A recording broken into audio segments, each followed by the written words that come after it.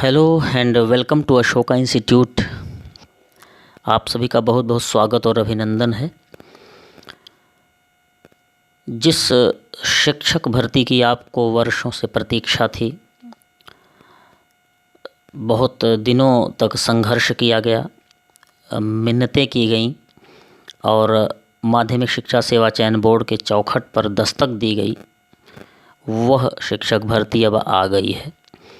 आप सभी इस बात से अवगत हैं और मुझे यह आपको रिमाइंड कराते हुए बहुत बहुत खुशी हो रही है कि यह शिक्षक भर्ती अपने पूरे स्वरूप में आई है। और जैसा हम लोगों को अंदाज़ा था कि पूरे शान शौकत के साथ वैकेंसी आएगी, तो वो आ गई है। टीजीटी और पीजीटी की वह वैकेंसी बहुप्रतीक्षित पदों के साथ 15,508 पदों के साथ वैकेंसी आ गई है। इतने बड़े पद, इतनी बड़ी संख्या में पद अभी आए नहीं थे इधर। 2016 के बाद से यह वैकेंसी आई है, 4 से 5 वर्षों के बाद यह वैकेंसी आई है।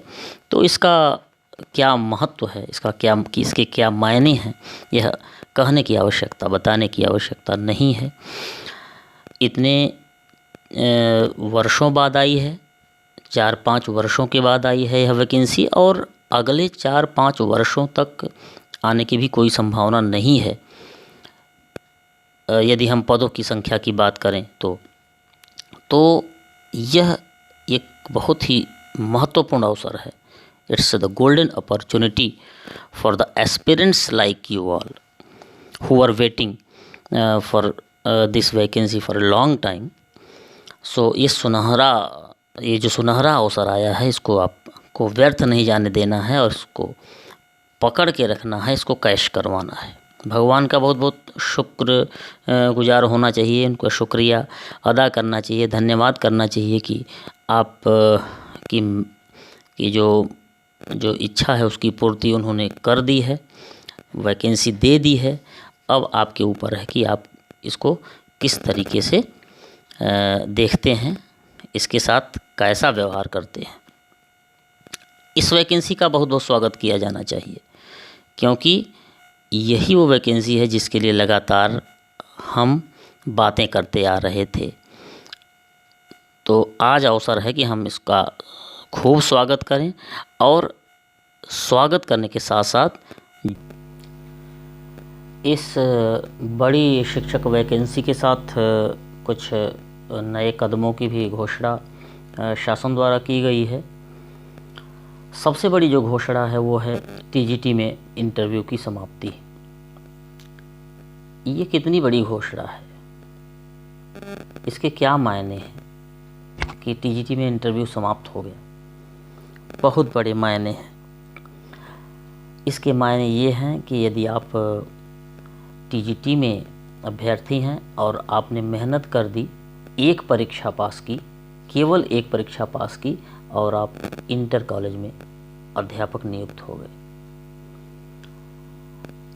इसके मायने आपको तब पता चलेंगे जब आप प्राइमरी लेवल की जो वैकेंसी है उसमें जो चरण हैं, कई चरणों से होकर जो गुजरना होता है, यदि आप उनको देखेंगे तो अंदाज़ा लगेगा। प्राइमरी में आपको जाने के लिए, प्राइमरी टीचर होने के लिए आपको टीईटी पास करना होता है, देन सुपर टेट, देन आपको एकेडमिक मेरिट से होकर गुजरना होता है।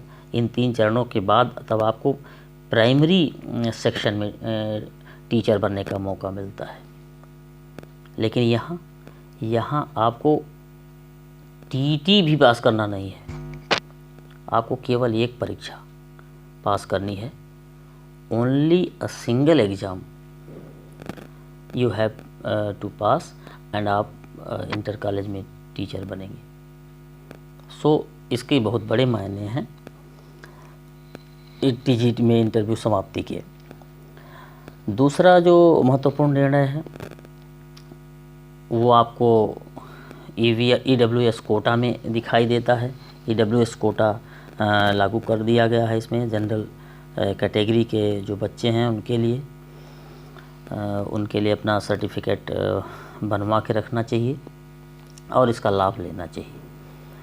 125 प्रश्न कुल होंगे और 4 अंक एक प्रश्न के लिए दिए जाएंगे। इस तरह से कुल पूर्णांक 500 होगा।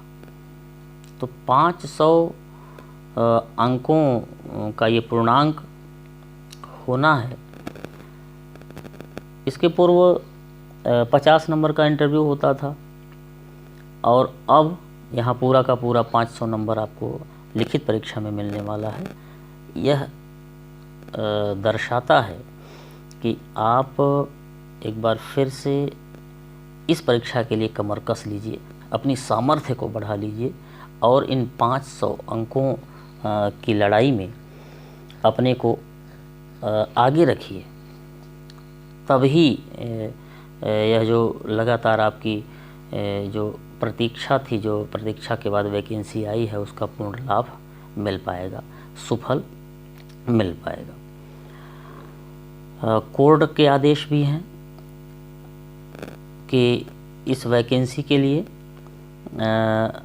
इसकी नियुक्ति पत्र, इसका नियुक्ति पत्र जो है 6 माह में दे दिया जाएगा। यानी लगभग जुलाई के आसपास नियुक्ति पत्र दे दिए जाएंगे। इसका अर्थ ये है कि यदि आप मेहनत कर ले जाते हैं, इस परीक्षा को पास कर ले जाते हैं, तो आप यकीन मानिए कि आप जुलाई में किसी न किसी इंटर कॉलेज में अध्यापक होंगे। 6 माह यानी जुलाई के आसपास आप इंटर कॉलेज में अध्यापक हो सकते हैं। आप अपनी किस्मत बदल सकते हैं, आप अपनी आइडेंटिटी बदल सकते हैं। इसलिए अपने सामर्थ्य को बढ़ाना प्रारंभ कर दीजिए। इन नवीन कदमों का फ़ायदा आपको मिलेगा, इस पूरी बड़ी भर्ती का आपको फ़ायदा मिलेगा जब आपके पास एक सटीक रणनीति होगी। सफलता की सटीक रणनीति क्या हो? सफलता की सटीक रणनीति क्या हो, इस बारे में बहुत मतभेद लोगों में नहीं है। ये जो सफलता की रणनीति है, इसके बारे में ज़्यादातर लोग जानते हैं। Each and every aspirant, every candidate knows what to do. क्या करना है? बड़ी सामान्य बात है कि आपको टाइम टेबल बनाना है और उसका अनुपालन करना है, फॉलो करना है। टाइम टेबल बनाना है और फॉलो करना है। लगभग आधे घंटे में टाइम टेबल लोग बना लेते हैं, लेकिन जो दूसरा पार्ट है इसका, फॉलो करने वाला, वो नहीं कर पाते। और यदि यही कर पाएँ तो आप विश्वास कीजिए कि सफलता की रणनीति एक लाइन की है कि टाइम टेबल बनाओ और इसको फॉलो करो। विश्वास कीजिए कि फॉलो नहीं हो पाता। और जो लोग, ये इतना कठिन नहीं है, लेकिन कठिनाई अपनी आदतों से लड़ना है। जो हमारी आदतें पड़ी हुई हैं उनके लिए हम समय दे पाते हैं, लेकिन हम अपने टाइम टेबल के अकॉर्डिंग नहीं चल पाते हैं और इसीलिए हम फेल होते हैं। तो हमें टाइम टेबल बनाना है और at any cost time table को फॉलो करना है। और यदि हम ऐसा कर पाए तो nobody can stop us to be a teacher in an intermediate college. So simple रणनीति है, टाइम टेबल बनाइए और उसको फॉलो कीजिए, फॉलो करते जाइए। बहुत सारे लोग ऐसे हैं कि टाइम टेबल बना लेते हैं, फॉलो करना भी शुरू कर देते हैं, लेकिन कुछ दिनों में वो हार जाते हैं। उनको फिर से वही पुरानी आदतें याद आने लगती हैं, पुराने दिनों में जाना चाहते हैं, वो आराम भी करना चाहते हैं और बहुत ऊंचा पद भी प्राप्त करना चाहते हैं। ये दोनों संभव नहीं है। इसलिए टाइम टेबल बनाएं और तब तक फॉलो करें जब तक कि परीक्षा हो न जाए। यदि फॉलो नहीं कर पा रहे हैं तो इसका मतलब है कि आपको अपना लक्ष्य पता नहीं है, ठीक से पता नहीं है, या ठीक से आपने लक्ष्य को तय नहीं किया है। और यदि आप मेहनत आपसे नहीं हो पा रही है तो आप अपने इस परीक्षा को अंतिम अवसर मान लीजिए। अंतिम परीक्षा मान लीजिए कि इसके पश्चात हमारे पास विकल्प नहीं है, यह अंतिम परीक्षा है, इसके बाद हमें परीक्षा नहीं मिलेगी। वैसे भी आप यदि देखा जाए तो 4 साल 5 साल तक आगामी 4-5 वर्षों तक ऐसी बड़ी परीक्षा आने वाली है नहीं। तो इसको अंतिम अवसर मान कर यदि आप परीक्षा देंगे तब आप सफल हो पाएंगे, तभी आप मेहनत कर पाएंगे, टाइम टेबल फॉलो कर पाएंगे। तो यह जो अंतिम अवसर की अवधारणा है इसको फॉलो कीजिए, अंतिम परीक्षा मानकर इस परीक्षा में बैठिए, सफलता मिलेगी। नंबर ऑफ कैंडिडेट से मत घबराइए, क्योंकि 10% के साथ आपकी प्रतियोगिता है, ओनली 10% के साथ आपकी कंपटीशन है। 90% तो नॉन सीरियस होते हैं किसी भी परीक्षा में, वो केवल संख्या बढ़ाते हैं और आपको डराते हैं। 5 लाख 6 लाख कितने अभ्यर्थी परीक्षा में बैठ रहे हैं, इससे आप भयभीत हो जाते हैं। भयभीत होने की आवश्यकता नहीं है। आप अपनी ताकत बढ़ाइए, अपनी क्षमता बढ़ाइए और आप उन 10% लोगों में उस सर्कल में अपने आप को बनाइए रखिए जिनमें प्रतियोगिता है। और डरिए तो कतई मत, क्योंकि 90% लोग केवल संख्या बढ़ाते हैं, वो प्रतियोगिता में होते ही नहीं हैं। जहाँ तक सफलता की बात है तो सफलता जो कट ऑफ होती है वो 10 से 20 प्रश्न उसमें निर्धारक होते हैं। आपने कई बार सुना होगा कि 2 नंबर से 5 प्रश्नों से पीछे रह गए नहीं तो सफल हो जाते। ये सही बात है। 10 से 20 प्रश्न बहुत बड़ा फर्क कर देते हैं। सामान्य रूप से 40, 45, 50% प्रश्न लोग कर पाते हैं। जो लोग 10 से 20 प्रश्न एक्स्ट्रा कर लेते हैं वो सफल हो जाते हैं। इसका अर्थ ये है कि आप यह मानिए कि आप में क्षमता लगातार विद्यमान रही है, लेकिन आप 10 से 20 प्रश्न ज़्यादा बढ़ा नहीं पाए, अतिरिक्त 10 से 20 प्रश्न आप अपने परीक्षाओं में बढ़ा नहीं पा रहे हैं, इसलिए आप असफल हैं। तो आप अपने 10 से 20 प्रश्न को बढ़ा लीजिए, बहुत ज़्यादा पीछे आप नहीं हैं, आप सफलता का मार्ग प्रशस्त कर लेंगे। मेरिट ऊंची होगी, जाहिर है इंटरव्यू ख़त्म हो गया है तो उस पूरी ताकत लोग लगाएंगे किसमें? लिखित परीक्षा में। The only exam is going to be held that is written exam. तो ऊंची मेरिट होना स्वाभाविक है, इसलिए अपने पूरे जोश के साथ, पूरी मेहनत के साथ, पूरे सामर्थ्य के साथ इस परीक्षा में उतरिए। विषय विशेषज्ञता आपको हासिल करनी है, क्योंकि आप विषय के विशेषज्ञ अध्यापक होने जा रहे हैं। विषय के विशेषज्ञ अध्यापक होने जा रहे हैं तो आप सामान्य ज्ञान रखने वाले व्यक्ति से, सामान्य ज्ञान पढ़ाने वाले व्यक्ति से नहीं पढ़ेंगे, नहीं मार्गदर्शन लेंगे। आप विषय के विशेषज्ञ से, विषय का विशेष ज्ञान रखने वाले व्यक्ति से मार्गदर्शन लें, तभी आप सफल होंगे। पाठ्यक्रम को रटना पड़ेगा, क्योंकि पाठ्यक्रम वो सीमा रेखा है जो आपको बार बार यह अवगत कराती रहती है कि आप का ध्यान किस दिशा में जा रहा है। कहीं आप आउट ऑफ द रूट तो नहीं जा रहे हैं। इसलिए पाठ्यक्रम को रट लेना पड़ेगा। पाठ्यक्रम को, अपने सिलेबस को, अपने जो स्टडी टेबल है उसके सामने चिपका लेना पड़ेगा, जिससे कि आप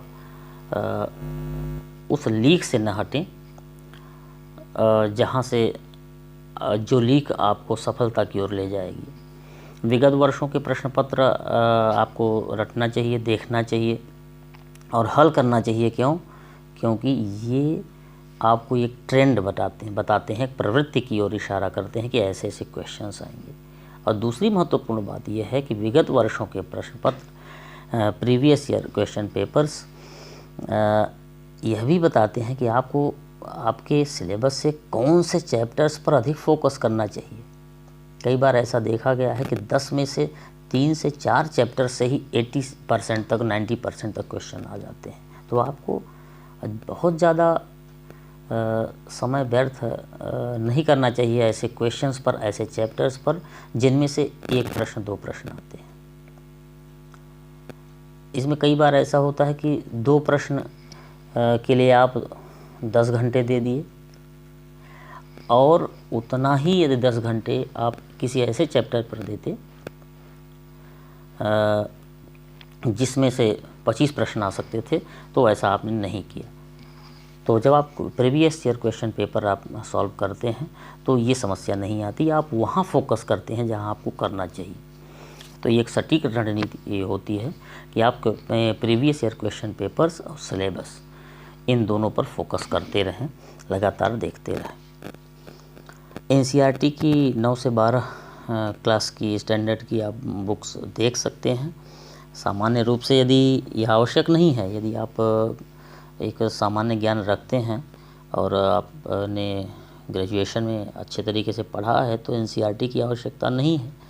तब आप अपने ग्रेजुएशन और पीजी के जो बुक्स हैं उनका सहारा ले सकते हैं। और यदि ऐसा नहीं है तो एनसीईआरटी की बुक्स कारगर हैं। यूपी पीसीएस के 2010 के पूर्व के ऑप्शनल पेपर्स, क्योंकि 2010 के पूर्व यूपी पीसीएस में एक क्वेश्चन जो दो पेपर होते थे, उसमें एक पेपर होता था जीएस का और दूसरा ऑप्शनल होता था। तो उसमें उस ऑप्शनल पेपर में से आप देख सकते हैं, उसमें से 40 से 50% अभी भी क्वेश्चन उसमें आ जाते हैं। इसके लिए आप घटना चक्र के जो अतिरिक्त अंक हैं उनका भी सहारा ले सकते हैं। और अशोका इंस्टीट्यूट के नोट्स आपको प्रोवाइड करवाए जाएंगे मेरे द्वारा, वो उसका आप लाभ ले सकते हैं, उसकी हेल्प ले सकते हैं। और मैं, जहाँ तक मेरी बात है, मैं डॉक्टर अशोक हूँ और मैं इकोनॉमिक्स में पीजी हूँ और पीएचडी हूँ, नेट जेआरएफ क्वालिफाई हूँ।